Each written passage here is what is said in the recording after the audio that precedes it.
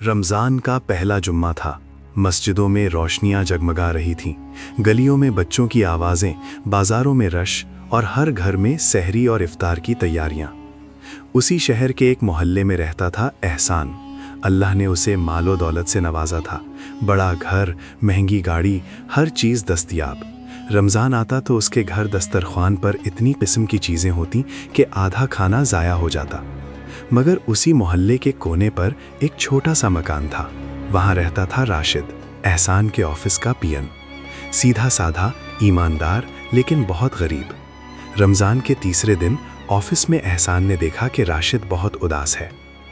राशिद, रोज़ा नहीं रखा आज? एहसान ने हल्का सा मुस्कुराते हुए पूछा।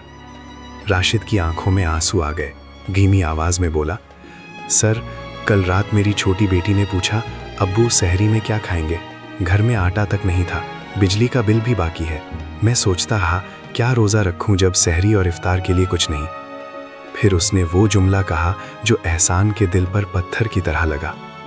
सर, मैंने अल्लाह से कहा, या अल्लाह, मैं रोज़ा क्यों रखूं जब मेरे बच्चों के लिए रोटी ही नहीं? क्या मैं उन्हें भूखा सुला दूं? ऑफिस में खामोशी छा गई। एहसान ने उस वक्त बस इतना कहा, अच्छा, देखते हैं। मगर उस दिन एहसान ने कुछ नहीं किया।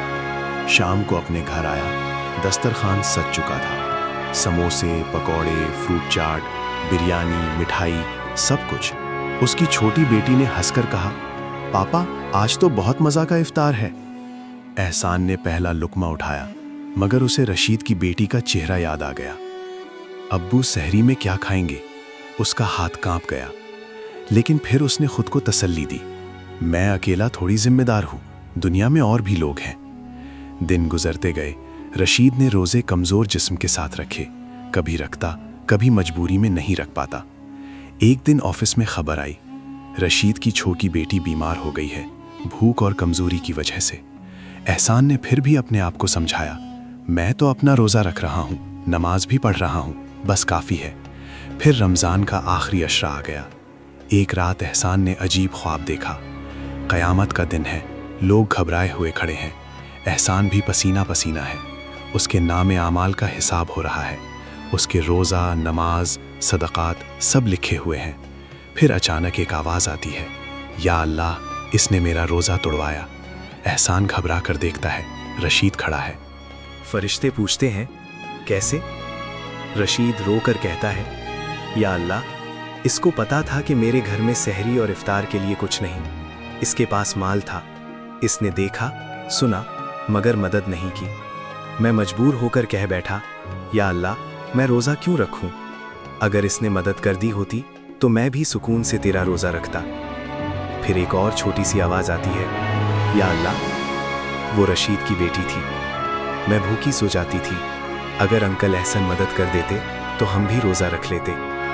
एहसन का जिस्म कांपने लगता है। फरिश्ते उसके रोज़ा उठाते हैं और कहते हैं, रोज़ा सिर्फ भूख का नाम नहीं, रोज़ा इंसानियत का नाम है। जब तुम्हारे पास माल था और तुमने अपने पास वाले को भूखा देखा तो तुम्हारा रोज़ा कामिल कैसे हुआ?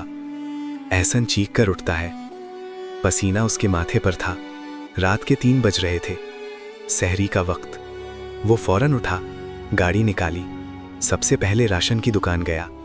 आटा, चावल, दाल, चीनी, दूध, फल, जितना हो सकता था खरीद लिया। सीधा रशीद के घर पहुंच गया। दरवाज़ा खटखटाया। रशीद ने हैरानी से दरवाज़ा खोला। एहसन की आंखों में आंसू थे। रशीद, मुझे माफ़ कर दो, आज सहरी तुम्हारे घर होगी। रशीद रो पड़ा। उसकी छोटी बेटी ने पहली दफ़ा मुस्कुराते हुए कहा, अब्बू, आज हम भी रोज़ा रखेंगे ना? उस लम्हे एहसन को महसूस हुआ कि आज उसका रोज़ा सच में कबूल हो गया। रमज़ान सिर्फ अपने लिए भूख बर्दाश्त करने का नाम नहीं, रमज़ान उस भूख को महसूस करने का नाम है जो किसी और के घर में होती है। सोचिए, अगर आपको पता हो कि आपके आसपास कोई सिर्फ इसलिए रोज़ा नहीं रख रहा कि उसके पास सहरी और इफ्तार के लिए कुछ नहीं, और फिर भी आप खामोश रहें, तो क़यामत के दिन आपका रोज़ा टूटेगा या उसका। इस रमज़ान किसी का रोज़ा बन जाइए।